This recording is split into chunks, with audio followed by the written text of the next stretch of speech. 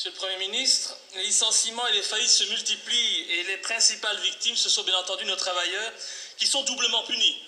Doublement punis parce qu'en plus de perdre leur travail, ils sont victimes de votre politique d'austérité qui pousse de plus en plus de familles dans la misère et la précarité. Alors, avec l'annonce des pertes d'emplois à Liège et ce terroriste industriel qu'est Mittal qui détricote le bassin sidérurgique d'Europe sciemment, et avec le soutien des autorités publiques que vous êtes, je m'attendais à ce que vous posiez enfin des actes forts. Hélas, je n'entends ces derniers jours et encore cet après-midi que des blablas.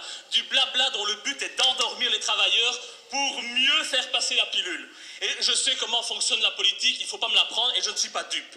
Tout le monde semble déterminé ici à parler. Parler, c'est facile.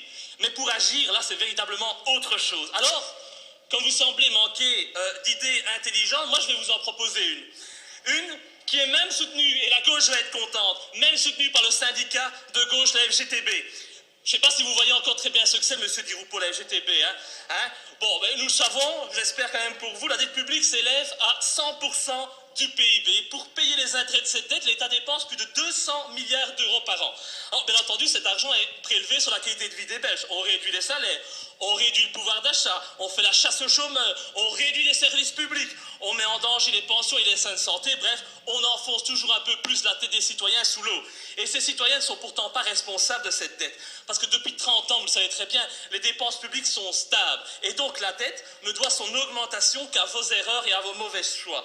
Le sauvetage des banksters, les cadeaux fiscaux comme les intérêts notionnels dont Mittal a largement bénéficié, et encore la politique monétaire européenne et son article 104. Alors, monsieur le Premier ministre, vu la détresse de la population, pourquoi n'acceptez-vous pas de suivre l'exemple de l'Islande en décidant de ne pas rembourser la dette du pays en décrétant l'état de nécessité qui permet, je vous le rappelle, sur les Nations Unies, à un État de ne pas mettre en danger l'ensemble du bien-être de sa population pour rembourser ses créanciers, établissant ainsi la règle selon laquelle les droits humains sont supérieurs aux droits des créanciers. Et comme ça, avec l'argent économisé, vous auriez largement les moyens de sauver notre sidérurgie et les milliers de familles qui en vivent. Je vous demande donc, monsieur Di Rupo, et je vous demande une réponse très claire par rapport à ce point-là, si vous êtes prêt à suivre l'exemple de l'Islande. Je vous remercie. Merci, monsieur Louis. Madame Schins. Ministre.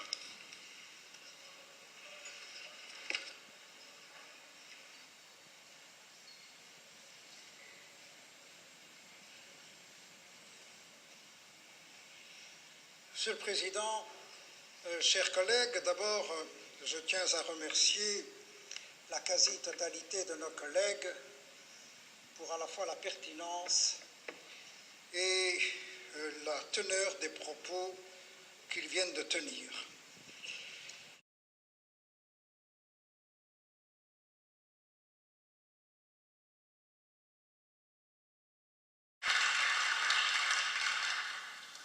Madame Fernandez.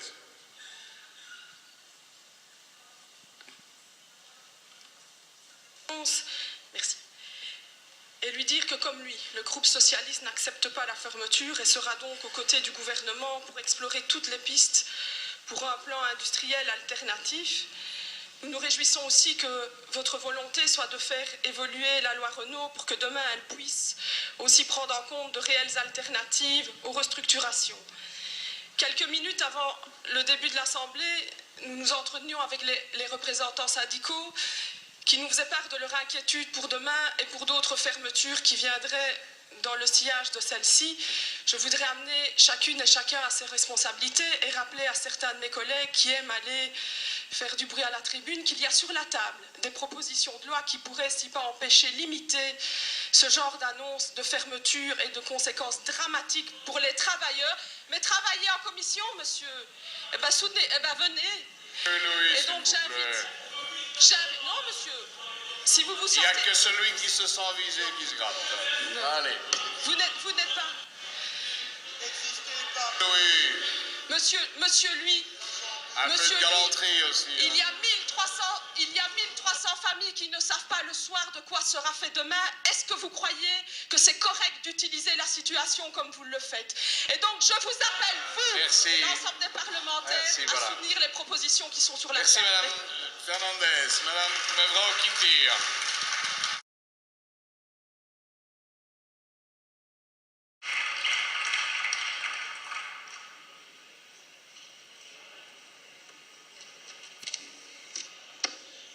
Di Rupo, votre mépris pour ma question m'honore et j'en conclus donc que vous êtes incapable de répondre à cette question par incompétence ou tout simplement parce que ce que je vous dis, eh bien, vous met mal à l'aise et que mes questions démontrent votre hypocrisie. Alors, depuis des années, vous prenez les travailleurs en otage. Le Parti Socialiste est le premier parti à le faire depuis des années. On nous parle de lois aujourd'hui qu'on aurait pu voter. Mais qu'est-ce que vous foutez depuis des années? On attend que ça que vous fassiez vos lois. Faites ce pourquoi vous êtes payés. Alors, clairement, en agissant de la sorte, j'ai droit à ma minute, Monsieur le Président. Eh bien, suivez le cas de l'Islande. Ce pays n'est pas un pays ridicule. Vous pourriez nationaliser Arcelor et sauver les milliers de familles dont vous osez vous dire proches aujourd'hui. Alors, bon, je ne sais pas parler comme ça. Non, je tiens à avoir ma minute dans le calme. Monsieur Louis, il vous reste 30 secondes. Ah ben merci. Mais Monsieur Di Rupo, vous sacrifiez nos travailleurs et j'espère qu'ils s'en souviendront parce que vous êtes, vous, Monsieur Di Rupo, le Premier ministre d'un gouvernement de fossoyeurs sociaux.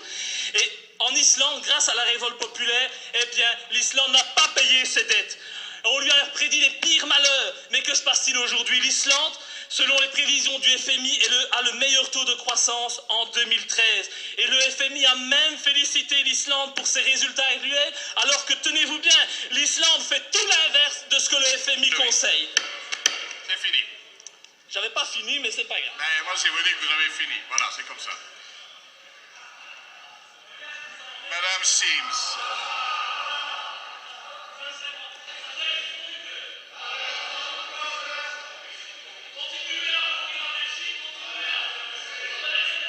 Madame Sims. Madame Sims. Mais quand même pas déranger la police militaire pour ça. Madame Sims. Merci.